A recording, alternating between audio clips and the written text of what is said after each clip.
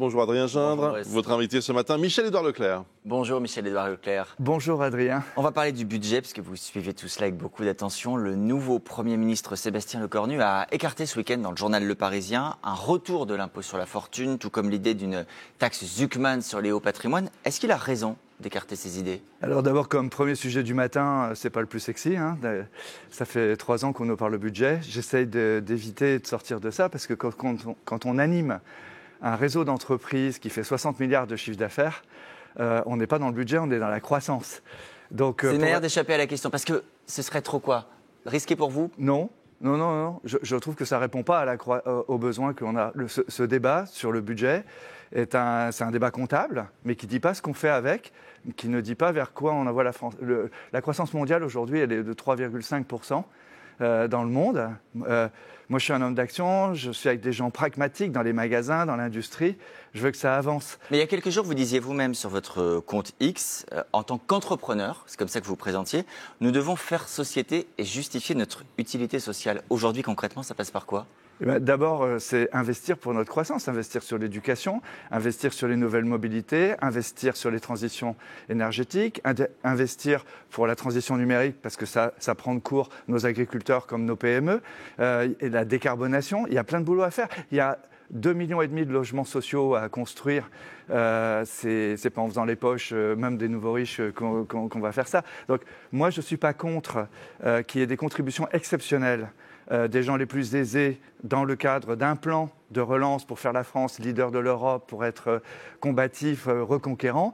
Mais l'idée d'aller taxer les gens riches ou moins riches juste pour aller boucher des trous, ou plus exactement pour mettre dans un seau dont on n'a pas bouché les trous, ça, je trouve ça vraiment con. Le président du MEDEF, Comment vous dites? Martin, Pardonnez-moi, vous dites quoi? Vous avez dit? Il a ça comment? il a sorti la petite Mais phrase Twitter. attendez, Ouais. non, mais on ne dit pas ça, on est à la télévision.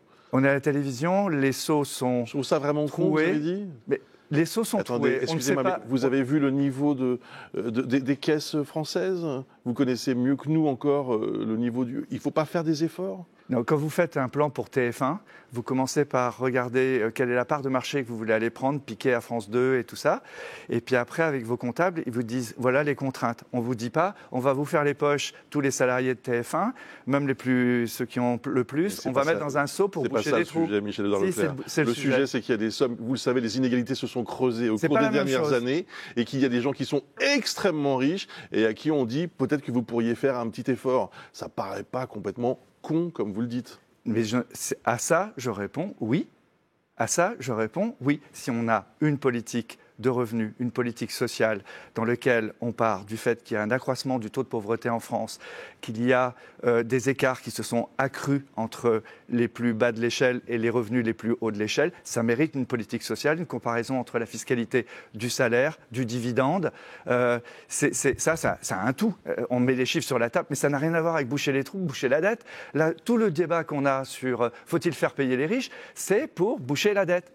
Comprenez? Et donc, moi, ma théorie, ma thèse, homme d'action, c'est de dire, mais l'argent des riches, il faut le mettre dans notre croissance, quitte à les y obliger. Il y a 6 000 milliards d'épargne en France qu'il faut drainer vers l'économie de demain. Ça me paraît tellement évident, moi. Ça fait 3 ans qu'on nous parle de boucher les trous. Qui est des économas dans une entreprise, qui est des comptables qui disent la limite de ce qu'on peut faire, mais ça ne fait pas une politique pour les Français. La moitié des Français gagnent 1 900 balles par mois. La moitié. Mais justement, et donc, on est en train de leur... Qu'est-ce qu'on leur vend comme projet politique? Pour le salaire. Qu'est-ce qu'on leur donne comme projet politique? Le salaire, c'est un projet politique. Il y a cette idée dans le débat en ce moment de rapprocher le salaire net du salaire brut.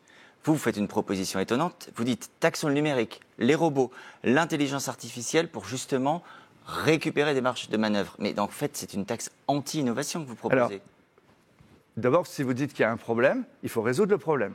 Chaque solution, il faut l'évaluer.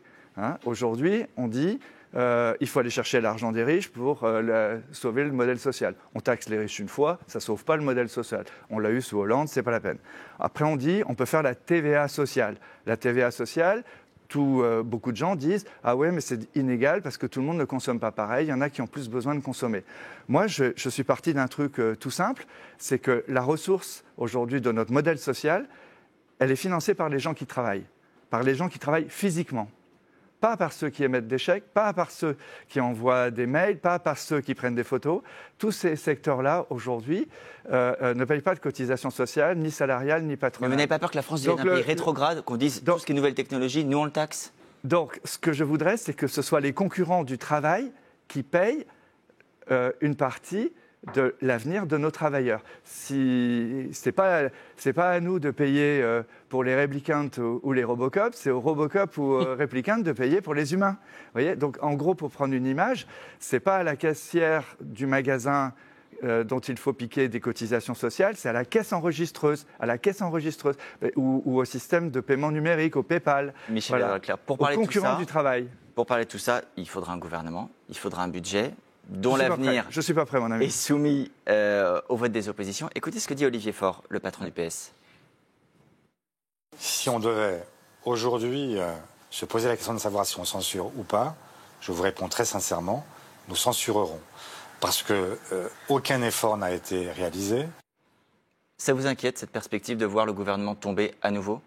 Je ne sais pas. Je ne sais pas s'il ne faut pas même se réjouir, comme les Belges, de ne pas avoir de gouvernement 2-3 ans, le temps qu'ils réfléchissent à la manière de sortir de leur chapelle, chacun, et de ne pas trouver un compromis pour les Français. Il n'y a pas de vie publique, il n'y a pas de pensée politique qui rassemble les Français. On a eu 2 belles métaphores. Personne n'a parlé de budget, finalement, quand on a redressé la tour de Notre-Dame. En 4 ans, ça s'est fait. Il y a eu des riches, il y a eu Pinault, il y a eu Bernard Arnault. Et aujourd'hui, c'est le premier monument visité de Paris. On a inauguré avec tous les chefs d'État du monde entier. Tout le monde en est fier. On ne dit pas le budget, le budget. Et les Jeux Olympiques, ça a amené en France 100 millions de visiteurs. 100 millions de visiteurs. La carte postale, finalement, était belle.